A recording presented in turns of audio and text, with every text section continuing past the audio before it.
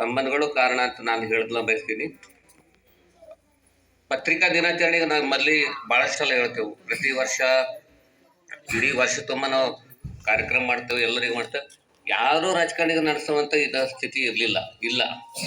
ಆದರೂ ಕೂಡ ವರ್ಷದಲ್ಲಿ 2 ಸಲ ದೀಪಾವಳಿ ಹಬ್ಬದ ಟೈಮಾಗಲಿ ಮತ್ತು ಪತ್ರಿಕಾ ದಿನಾಚರಣೆಗಾಗಲಿ ತಪ್ಪದೇ ಮನೆಗೆ ಸ್ವೀಟ್ ಕಳಿಸುವಂಥ ಏಕೈಕ ವ್ಯಕ್ತಿ ಅದ ಶಿವಾನಂದ. ಸಿಹಿ ಎಂಬುದಿನದ ಜೀವನ. ಅಂದರೆ ಭಾಳ ಜನಿಗೆ ಅಂತಾರೆ ಪತ್ರಕರ್ತರಂದ್ರೆ ಏನು ಆದಾಯ ಅನ್ನೋದು ಏನು ಕೇಳ್ತಾರಪ್ಪ, ಎಲ್ಲೆಲ್ಲ ಏನು ಕಳಿಸ್ತಾರಂತ ಅಲ್ಲಿ ನಂಗೆ ಈ ಸ್ಥಿತಿ ಅದ. ಆದರೂ ಕೂಡ ನಮ್ಮ ಕಷ್ಟ ಸುಖ ನಮಗೆ ಅದ, ಹೇಳುವಂಥ ಅಂದ್ರೆ ಯಾರೂ ಕಡಿಮೆ ಆಗಲ್ಲ. ಆದರೂ ಕೂಡ ನಮ್ಮನ್ನು ನೆನೆಸಿ ಮತ್ತು ತಮ್ಮ ಹುಟ್ಟುಹಬ್ಬ ನಿಮಿತ್ತ ನಮ್ಮನ್ನು ಸನ್ಮಾನ ಮಾಡುವಂಥ ಮನೋಭಾವನೆ ಭಾಳ ಕಡಿಮೆಯಲ್ಲಿ ಬರ್ತಾರೆ. ಅಂಥದ್ರಲ್ಲಿ ಏಕೈಕ ಇವರು ಹೋಲಿಕೆ ಯಾರಿಗೆ ಮಾಡ್ಲಿಕ್ಕೆ ಸಾಧ್ಯನೇ ಇಲ್ಲ ಅಂತ ಖಂಡಿತ ಹೇಳ್ತೀನಿ. ಮತ್ತೊಮ್ಮೆ ನಮ್ಮನ್ನು ಸನ್ಮಾನ ಮಾಡಿ ತಮ್ಮದೇ ಹುಟ್ಟುಹಬ್ಬ ಆಚರಿಸಿಕೊಂಡಂಥ ಹಿರಿಯರು ನನ್ನ ಮಿತ್ರರಾದ ಶಿವಾನಂದ ಮಂಟಾಳ್ಕ ಅವರಿಗೆ ಮತ್ತೊಮ್ಮೆ ಹುಟ್ಟುಹಬ್ಬ ಶುಭಾಶಯ ಕೋರಿ ಧನ್ಯವಾದ ಹೇಳ್ತೀನಿ. ಅನಂತ ಧನ್ಯವಾದಗಳು ಸಂಜಯ್ ದೊಂತ್ಕಾಳೆ ಸರ್ ಅವರಿಗೆ. ಹಾಂ ಸರ್, ಭಾಳ ಸುಂದರವಾಗಿ ಮಾತನಾಡಿದರು ಅವರು. ಅವ್ರದ್ದೆಲ್ಲ ಹಳೆ ನೆನಪುಗಳನ್ನು ಮೆಲ್ಕು ಹಾಕ್ತಾ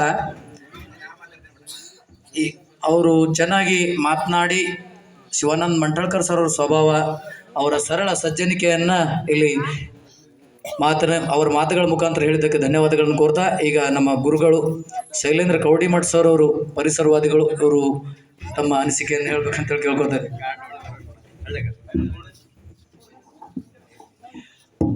ಪತ್ರಕರ್ತರ ದಿನಾಚರಣೆಗೆ ಶಿವಾನಂದ ಮಂಟಾಳ್ಕರ್ ಹುಟ್ಟುಹಬ್ಬಕ್ಕೆ ಜಯವಾಗಲಿ, ಹಾರ್ದಿಕ ಶುಭಾಶಯಗಳು. ಸನ್ಮಾನ್ಯ ನಮ್ಮ ಬೀದರ್ ಜಿಲ್ಲೆಯ ವಿಶಿಷ್ಟ ರಾಜಕಾರಣಿ, ಸರಳ ವ್ಯಕ್ತಿತ್ವ, ಸರಳ ಜೀವಿಗಳು, ಜನಮೆಚ್ಚಿದ ಜನರ ಹೃದಯ ಗೆದ್ದಿರುವಂಥ ನಮ್ಮ ಸನ್ಮಾನ್ಯ BJP ಹಿರಿಯ ಮುಖಂಡರು, ಜಿಲ್ಲಾ ಅಧ್ಯಕ್ಷರಾಗಿ ಆದರ್ಶ ಸೇವೆ ಸಲ್ಲಿಸಿ ಒಂದು ಹೊಸ ಉದ್ಯೋಗಗಳನ್ನು ಸೃಷ್ಟಿಸುವ ಮೂಲಕ ಹುಮ್ನಾಬಾದಲ್ಲಿ ಹೊಸ ಒಂದು ಉದ್ಯೋಗದ ವ್ಯಾಪಾರದ ಒಂದು ಹೊಸ ಕಲ್ಪನೆಗಳನ್ನು ತಂದವರಂದರೆ ಶಿವಾನಂದ ಮಂಟಾಳ್ಕರ್ ಅವರು. 60 ವರ್ಷ ಯಶಸ್ವಿಯಾಗಿ ರಾಜಕೀಯ ಕ್ಷೇತ್ರ, ಪ್ರತಿಯೊಂದು ಕ್ಷೇತ್ರದಲ್ಲಿ ಮುನ್ನಡೆಸಿ ಮುನ್ನುಗ್ತಾ ಇದ್ದಾರೆ. ಅವರಿಗೆ ವೀರಭದ್ರೇಶ್ವರರು, ಬಸವಣ್ಣವರು, ಕೋರಿಸಿದ್ದೇಶ್ವರರು ಅವರಿಗೆ ಒಳ್ಳೆಯ ಆರೋಗ್ಯ ಭಾಗ್ಯ ಕೊಟ್ಟಲಿ, ಕಾಪಾಡಲಿ ತಿಳ್ಕೊಂಡು ನಮ್ಮೆಲ್ಲ ಗೆಳೆಯರ ಪರವಾಗಿ, ನನ್ನ ಪರವಾಗಿ, ಅಂಧ ವಿದ್ಯಾರ್ಥಿಗಳ ಪರವಾಗಿ ಹಾರ್ದಿಕ ಶುಭಾಶಯಗಳು. ನಮ್ಮ ಗೆಳೆಯರ ಬಳಗ ಪ್ರತಿ ವರ್ಷದಿಂದ ಆಚರಣೆ ಮಾಡ್ತಾ ಇದ್ದಾರೆ. ಮತ್ತು ನೋಡ್ರಿ, ವರ್ಷ ಅವ್ರು ತುಂಬ ದುಃಖದ ವರ್ಷ. ಅವರು 2025 ಅಂಥ ನೋವು ನಲಿವುಗಳು ಇದ್ದರೂ ಕೂಡ ತುಂಬ ಅವರು ದುಃಖದಲ್ಲಿದ್ದಾರೆ. ಅವರು ಬ್ರದರ್, ಅವ್ರು ಎಡಗೈ ಬಲಗೈ ಇದ್ದಂಥ ಅವ್ರ ಬ್ರದರ್ ಕೂಡ ಲಿಂಗೈಕ್ಯರಾದ್ರು, ಅವ್ರು ಇಲ್ಲಿ ಸ್ಮರಿಸಿ.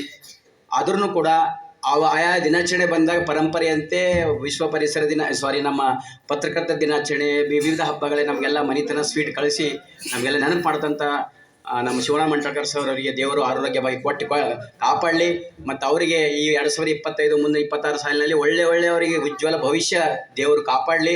ಅವ್ರಿಗೆ ಒಳ್ಳೆಯ ರಾಜಕೀಯ ಭವಿಷ್ಯ ಆಗಲಿ.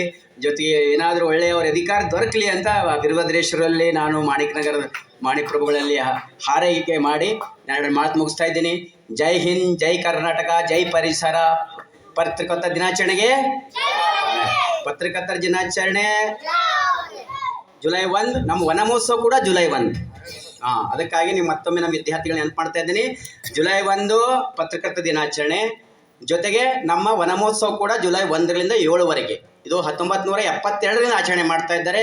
73ನೇ ವರ್ಷದ ವನ ಮಹೋತ್ಸವ. ಇದೆಲ್ಲ ಕೊನೆಯ, ಯಾಕಂದರೆ ಜಯಂತಿಗಳು ಹೆಂಗೆ ಒಂದು ತಿಂಗಳ ಆಚರಣೆ ಮಾಡ್ತಾ ಇದ್ದಾರಲ್ಲ, ಅದಕ್ಕಾಗಿ ವನ ಮಹೋತ್ಸವದ 73ನೇ ಸಭೆ ನೆನಪಿಗೆ ನಮ್ಮ ಶಿವಾನಂದ ಮಂಟಾಳ್ಕರ್ ಸಾಹೇಬರಿಗೆ ನಾವು ಒಂದು ಸಸಿ ಕೊಟ್ಟಿದ್ದೇವೆ. ಯಾವುದಂದರೆ ಮನೆಯಾಗ ಗಿಡ ಇದ್ದರೆ ಡಾಕ್ಟರ್ ಇದ್ದಂಗೆ. ಯಾವುದು ಅಂದರೆ ನಮ್ಮ ಇದ್ರ ಗಿಡ ಕೊಟ್ಟಿನಿ, ಏನಂದರೆ ನಿಂಬೆ ಗಿಡ ಕೊಟ್ಟಿದ್ದು. ಯಾರ ಮನೆ ನಿಂಬೆ ಗಿಡ ಇರ್ತದೆ ಅವ್ರ ಮನೆಗೆ ಡಾಕ್ಟರ್ ಇದ್ದಂಗೆ. ಜೀವಸತ್ವ ಕೊಡುತ್ತೆ. ಅವ್ರಿಗೆ ನಿಂಬೆ ಗಿಡ ಕೊಟ್ಟು ನಾನು ಹಾರೈಕೆ ಮಾಡಿದ್ದೀನಿ, ಶುಭಾಶಯ ಹೇಳಿದ್ದೀನಿ. ಅವ್ರಿಗೆ ದೇವರ ಆರೋಗ್ಯ ಭಾಗ್ಯ ಕೊಟ್ಟು ಕಾಪಾಡಲಿ ಎಂದು ನಾನು ಭಾಷಣ ಮುಗಿಸ್ತೀನಿ. ಜೈ ಹಿಂದ್, ಜೈ ಕರ್ನಾಟಕ, ಜೈ ಪರಿಸರ. ಇದೀಗ ಭಾರತೀಯ ಜನತಾ ಪಕ್ಷದ ಹಿರಿಯ ಮುಖಂಡರು, ಯುವಕರ ಕಣ್ಮಣಿಯಾದ ಶ್ರೀ ಬಸವರಾಜ ಅಣ್ಣನವರು ವೇದಿಕೆ ಮೇಲೆ ಆಗಮಿಸಿ ಶ್ರೀ ಶಿವಾನಂದ ಮಂಟಾಳ್ಕರ್ ಅಣ್ಣನವರಿಗೆ ಸನ್ಮಾನ ನೆರವೇರಿಸಿಕೊಡಬೇಕಾಗಿ ವಿನಂತಿಸಿಕೊಳ್ತೀನಿ.